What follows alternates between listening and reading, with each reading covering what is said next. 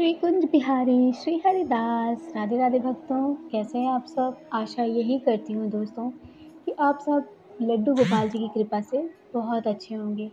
दोस्तों, आज मैं आप सबको लड्डू गोपाल जी की एक ऐसी लीला कथा सुनाने जा रही हूँ जिसे सुन कर के दोस्तों आप सबको तो पता ही होगा, हमारे हिंदू धर्म में अगर किसी भी त्योहार पर अगर किसी व्यक्ति का देहांत हो जाता है तो हम कहते हैं कि ये त्योहार हमारे यहाँ फलता नहीं है। तो दोस्तों, आज की लीला कथा कुछ ऐसी है जो मुझे भेजी है माधवी वर्मा जी ने मुझे ये लीला कथा भेजी है कानपुर से। उन्होंने बताया कि दीदी, कैसे हमारे यहाँ लड्डू गोपाल जी की सेवा के लिए हमें क्या-क्या करना पड़ा, कितने सारे मुझे क्या-क्या मुझे पापड़ बेलने पड़े सिर्फ़ भगवान की सेवा के लिए। तो आइए जानते हैं। दोस्तों, माधवी कहती हैं कि मेरी शादी जब हुई तो मुझे नहीं पता था कि मेरे घर में लड्डू गोपाल जी की पूजा नहीं होती है मेरे ससुराल में। मैं अपने मायके में अपने लड्डू गोपाल जी की सेवा किया करती थी और मुझे सेवा करके बहुत सुख भी मिलता था। मैं बहुत खुश रहती थी। फिर मेरी शादी हो गई। वो कहती हैं कि मेरी शादी ऐसी जगह पर हुई जहाँ पर लड्डू गोपाल जी को मानते नहीं थे, मतलब वहाँ पे उनकी सेवा की ही नहीं जाती थी। वहाँ पर ये धारणाएँ थीं कि लड्डू गोपाल जी की जन्माष्टमी जो होती है वो नहीं मनाई जाती हमारे यहाँ, क्योंकि यहाँ पर हमारे यहाँ सहता फलता नहीं है। ये बात सुन कर के माधवी कहती हैं कि मुझे बहुत ही अटपटा-सा लगा कि भगवान के जन्म के दिन को नहीं मनाया जाता। मरना तो निहित पहले से ही होता है ना। लेकिन इस तरह से बातें करना, माधवी कहती है कि मुझे ये बातें पसंद नहीं आई। लेकिन फिर भी मैंने उनसे ये बोला कि ठीक है, अगर आपके यहाँ नहीं होता तो कोई बात नहीं। तो वो कहती हैं कि जब मैं लड्डू गोपाल जी को लेकर के अपने घर में गई, मैं ससुराल गई, तो वहाँ के लोगों को अच्छा नहीं लगता था मेरे लड्डू गोपाल जी की सेवा करना, लोगों का मुँह बन जाता था। लोग हेल्प कराने की बजाय ना और भी मतलब कोई मतलब नहीं रखता था लड्डू गोपाल जी की सेवा भोग से। जैसे मैं फ्री नहीं होती थी, तो मैं कह दिया करती थी अपने घर में कि भोग लगा दो, तो कोई लगाता नहीं था। तो मुझे कहते थे कि अब आप ही लगा लो, मुझे नहीं पता कि कैसे भोग वगैरह लगाना चाहिए। तो ये सब चीज़ें होया करती थी। तो इस तरह से माधवी कहती हैं कि मुझे बिल्कुल पसंद नहीं थी ये चीज़, मुझे बिल्कुल भी अच्छा नहीं लग रहा था कि ऐसा कोई कैसे मेरे बारे में बोल सकता है, मेरे लड्डू गोपाल जी के बारे में कह सकता है। तो दोस्तों, इसी तरह से महीने 2-4 महीने बीते। उसके बाद वो कहती हैं कि मेरे यहाँ हमारे लड्डू गोपाल जी को लेकर के बहुत सारी बातें शुरू हो गई, क्योंकि बहुत बड़ा परिवार था हमारा। परिवार में जो लोग थीं, जो कुछ महिलाएँ थीं, वो भी आकर के यहाँ पे बहुत कुछ कहकर जाती हैं कि कुछ अनहोनी हो जाएगी तब यहाँ पर सेवा कर रही हैं, सेवा नहीं करनी चाहिए। ऐसी-वैसी बहुत सारी तर्क-वितर्क की बातें करती, जो कि मैं आके अपने लड्डू गोपाल जी को लेकर के कमरे में बहुत रोती थी। और मेरे लड्डू गोपाल जी को उस घर में स्थान भी नहीं दिया गया था। मंदिर में बोले कि मत स्थापित करो। तो मैंने अपने कमरे में मेरे पास जो कबर्ड था, मैंने उसे कबर्ड के अंदर लड्डू गोपाल जी को रखा हुआ था। कबर्ड मैं वैसे सारा दिन खोल कर रखती थी, क्योंकि लड्डू गोपाल जी को मैंने उस कबर्ड के अंदर रखा हुआ था। तो मैं उनसे आकर के बहुत रोती। मैं उनसे कहती कि हे कन्हैया, मैं क्या करूँ? मुझे बहुत तकलीफ़ हो रही है, तुम्हारे यहाँ पे कोई इज़्ज़त नहीं है। मैं तो ये सोचती थी कि मुझे एक ऐसा ससुराल मिले जहाँ मेरे लड्डू गोपाल जी की इज़्ज़त हो, मुझसे ज़्यादा हो। लोग मेरे लड्डू गोपाल जी को बहुत प्यार करें, मुझे ऐसा ससुराल चाहिए था। लेकिन आपने ये क्या कर दिया कान्हा? मुझे खुद को भी नहीं पता। वो कहती है कि जब मैं अपनी सासू माँ से पूछती तो मेरी सासू माँ ये कहती कि हमारे यहाँ बहुत पहले कोई दादे-परदादे में कोई ख़त्म हो चुका था। इस वजह से हमारे यहाँ जन्माष्टमी नहीं सहती है, तो इसीलिए मैं भी चाहती हूँ कि तुम जन्माष्टमी पे कुछ भी मत किया करो। अब ये बात सुन कर के मेरे तो जैसे हाथ-पैर बिल्कुल फूल जाते थे, क्योंकि ऐसा लगता था कि मुझसे जैसे कोई कुछ छीन रहा है।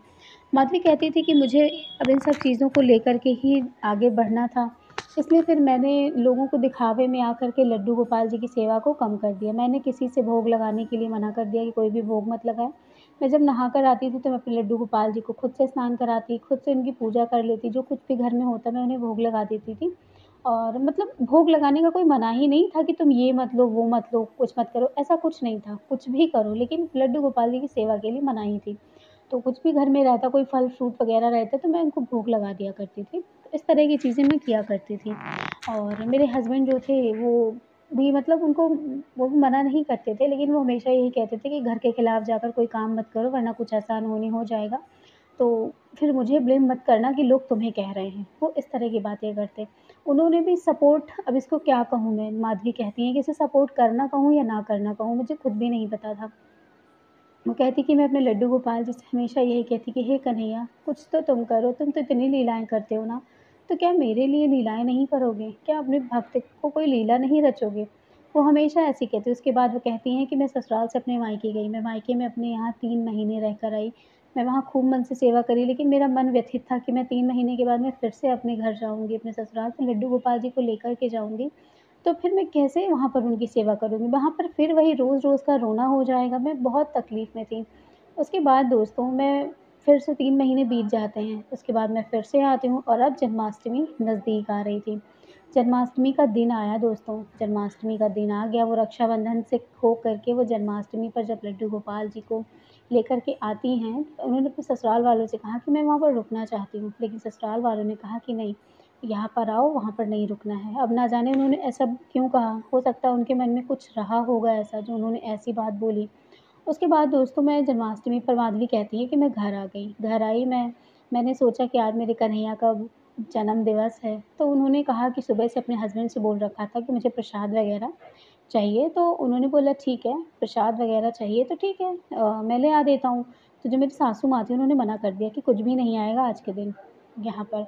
जो जैसा है वैसे ही रहेगा, जैसा रोज़ का पूजा करती है वैसे ही करो। तो हस्बैंड ने भी लाने से मना कर दिया, उन्होंने बोला कि माँ मना कर रही हैं। अब माधवी कहती हैं कि मुझे उसी दिन इतना रोना आया, मैं दिन भर रोई उस दिन मैंने ना खाना बनाया, ना मैंने कुछ भी किया क्योंकि थोड़ी-सी बहस हो गई थी मेरी इसी बात पर कि भगवान के जन्म दिवस को लेकर के इतनी सारी क्यों धारणाएँ मन में पाल रखी हैं कि क्या कुछ हो जाएगा? क्या हम अपने भगवान का जन्मदिन मनाएँगे, तो क्या कुछ गलत हो जाएगा? लेकिन किसी ने भी मेरी बात का सपोर्ट नहीं किया, सब मुझे ही गलत ठहराने लगे कि अगर आज के दिन तुमने कुछ भी किया या कुछ भी हुआ तो मुझसे बुरा कोई नहीं होगा। मेरे हस्बैंड ने भी उसी दिन मुझे इतनी ज़ोर से डाँटा कि मैं आपको क्या बताऊँ। शादी के मेरे बहुत दिन नहीं हुए थे, हस्बैंड ने बहुत चिल्लाया मुझे। सासू माँ ने भी, ननद ने भी बहुत कुछ कहा मुझे, लेकिन बस मैं चुपचाप बर्दाश्त करके रह गई। मैंने कुछ भी नहीं कहा, बस मैंने चुपचाप मैंने अपने आँसुओं को पी लिया। मैंने बस कान्हा के सामने कहा कि हे कन्हैया, अब आपको ही लीला करनी होगी। मुझे नहीं पता कि आप क्या करेंगे, कैसे करेंगे। मुझे बस आप लीला ही आप करें बस और मैं आपसे कुछ भी नहीं कहूँगी। तो दोस्तों उसके बाद उन्होंने कहा कि मैं बस बैठी हुई थी, मैं शाम का टाइम था, शाम हो गया, रात हो गई, मैं अपने लड्डू गोपाल जी की सेवा बिल्कुल नहीं कर पाई, मेरी आँखों में आँसू थे। ये चीज़ मेरे घर वाले देख रहे थे, हस्बैंड मेरे शाम को 8 बजे आए, उन्होंने भी देखा कि मैं रो रही हूँ, लेकिन उन्होंने भी मुझसे कहा कि रोने से कोई मतलब नहीं है, जब परिवार वाले नहीं चाहते तो फिर तुम ऐसा नहीं कर सकती, ठीक है? फिर मैंने कुछ भी नहीं कहा, मैंने अपने आँसू को पोंछ लिया। उसके बाद मैं कान्हा के पास गई, मैंने कान्हा को भोग लगाया, उसके बाद कहा कि हे कान्हा, आज तो मैं तुम्हारी पूजा नहीं कर पाई लाला, लेकिन तुम्हारी कृपा रही ना, तो शायद मैं कर सकूँ पूजा। उसके बाद दोस्तों वो रात आई, रात को 12 बजा। मेरे घर वालों ने मुझे वीडियो कॉल किया, दिखाया क्योंकि मेरे घर में भी लड्डू गोपाल जी हैं, तो वहाँ भी पूजा सेवा होती है। तो मेरी बहन ने मेरे पास मेरी चाची ने मतलब परिवार वालों ने वीडियो कॉल करके दिखाया। हमारे यहाँ जन्माष्टमी की झाँकी वगैरह सजती है, तो मैंने दिखाया कि कैसे वहाँ पर हो रहा है सब कुछ। मैं बहुत खुश थी, मैंने देखा, मेरा मन बहुत तृप्त हुआ। उसके बाद वो कहती हैं कि मैं सब कुछ हुआ, फिर उसके बाद मैं सो जाती हूँ। सोने के बाद वो कहती हैं कि जब मैं सो जाती हूँ ना, उसके बाद ही मुझे एक मतलब ऐसा सपना आया जिसे वो कहती हैं कि मैं बता नहीं सकती। उसके बाद वो सो जाती हैं, सोने के बाद जब वो सुबह उठती हैं ना, जब सुबह उठती हैं सो कर के, तो वो देखती हैं कि मतलब उनकी शरीर थोड़ा-सा बहुत भारी-भारी सा लग रहा था, उन्हें चक्कर आ रहा था, तो वो उठती हैं, उनको बहुत उल्टियाँ होने लगती हैं। तो कहती हैं कि मुझे अचानक से मेरी तबीयत क्यों ख़राब हो गई? उसके बाद उनको वही सपना अपना याद आता है। वो सपने में ये देखती हैं, माधवी कहती हैं कि मैंने सपने में ये देखा कि मैं जो है मतलब लड्डू गोपाल जी की सेवा कर रही हूँ और बहुत अच्छे से सेवा कर रही हूँ।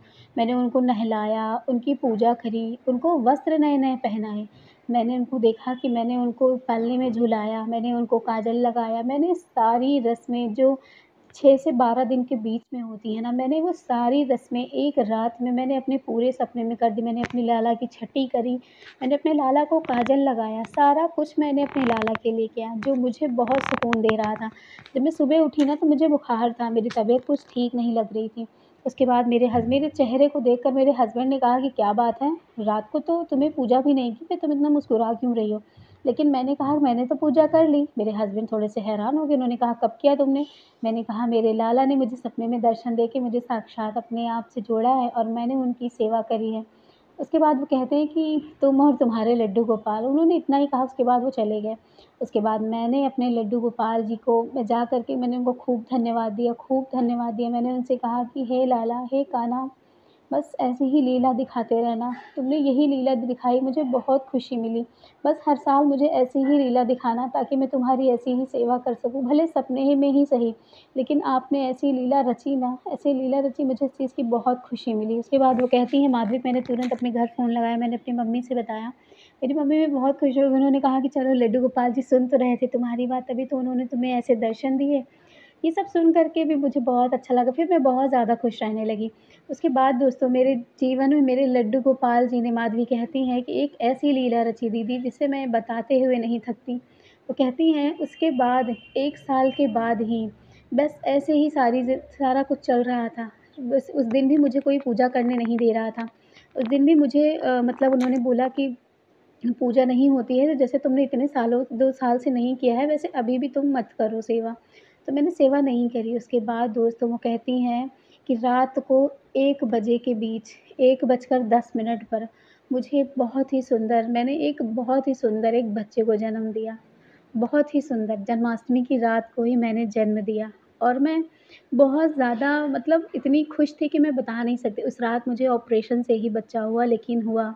मैं हॉस्पिटल में थी, मुझे जब मेरी सुबह आँख खुली तब मुझे लगा कि मुझे बच्चा हुआ है। मैं बहुत ज़्यादा मतलब खुश इस बात की थी, मुझे इतना दर्द था, इतना ज़्यादा पेन था ऑपरेशन की वजह से, लेकिन फिर भी मैं इतनी ज़्यादा खुश थी। मैंने अपनी सासू माँ से तुरंत बुला के कहा कि मम्मी सबसे पहले आप मुझे ये बताइए कि बच्चा मुझे रात को ही हुआ है ना? तो उन्होंने हँसते हुए कहा कि हाँ बेटा, तुम्हें बच्चा रात को ही हुआ है। तुम्हें पता है तुम्हारे कान्हा जी ने तुम्हारी सुन ली, तुम्हारी इतनी भक्ति को देख कर के देखा कान्हा जी साक्षात तुम्हारे घर आ गए और हम पता है अब हमारे यहाँ जन्माष्टमी फलने लगी है, अब सहने लगी है जन्माष्टमी, सब कुछ बहुत अच्छे से होगा, तुम बिल्कुल परेशान मत हो। और तुम्हें पता है बिल्कुल लड्डू गोपाल जी जैसा हमारे घर में बेटा हुआ है, अभी जब तुम ठीक हो जाओगी ना फिर मैं तुम्हें उसका मुख दिखाऊँगी। उसके बाद दोस्तों मतलब माधवी कहती है कि दीदी ये चमत्कार तो मैंने कभी सोचा ही नहीं था कि ऐसा चमत्कार हमारे लड्डू गोपाल जी करते हैं। साक्षात जन्माष्टमी के दिन ही मेरे घर में मतलब लड़का पैदा हुआ, अभी लड़की पैदा होती तो शायद कोई मानता ही नहीं क्योंकि लड़कियों का पैदा होना नहीं माना जाता है। लेकिन 1:10 पर मेरा बेटा पैदा हुआ जिसका नाम मैंने लड्डू गोपाल रखा और मेरा बेटा बिल्कुल लड्डू गोपाल की तरह ही चंचल है और आज भी बहुत अच्छे से रहता है, बिल्कुल उन्हीं की तरह नटखट लीलाएँ करता है। मैं और मेरे लड्डू गोपाल जी, उसके 1 साल के बाद से हम पूरा घर, हमारा पूरा परिवार जन्माष्टमी मनाता है। मेरे इस लड्डू गोपाल जी की बाल लीलाओं को देख कर के, लड्डू गोपाल जी के चमत्कार को देख कर के मेरी सासू माँ ने भी घुटने टेक दिए अपने। मेरे हस्बैंड, मेरी ननद सबने बहुत खुश हो गईं। वो कहती हैं कि भाभी सच में आपके अंदर भक्ति में ज़रूर शक्ति थी, तभी लड्डू गोपाल जी ने आपको साक्षात आपकी कोख में आकर दर्शन दिए। तो दोस्तों माधवी जी ने मुझे ये जब घटना बताई मुझे तो बहुत अच्छा लगा सुन के, मुझे बहुत अच्छा लगा कि मेरी आँखों में आँसू आ गए इनकी ये घटना सुन कर के कि कैसे लड्डू गोपाल जी ने सब कुछ कितने अच्छे से कर दिया ना, अपनी भक्ति की कैसे वो सुन लेते हैं। तो दोस्तों आप सबकी भी लड्डू गोपाल जी की कृपा से सबकी मनोकामनाएँ पूर्ण होती रहें। और दोस्तों अगर आप सब मेरे चैनल पे नए हैं तो सब्सक्राइब कर दीजिएगा, वीडियो को लाइक करके शेयर ज़रूर कीजिएगा और अच्छी लगती है तो ज़रूर शेयर करिएगा दोस्तों। अगर आपके पास भी लड्डू गोपाल जी की लीला कथा हो तो आप मुझे मेरे इंस्टाग्राम आईडी पर ज़रूर भेज सकते हैं। तो चलिए दोस्तों, मिलूँगी आप लोगों से लड्डू गोपाल जी की फिर से नई लीला कथा के साथ। तब तक के लिए राधे राधे, जय श्री कृष्णा।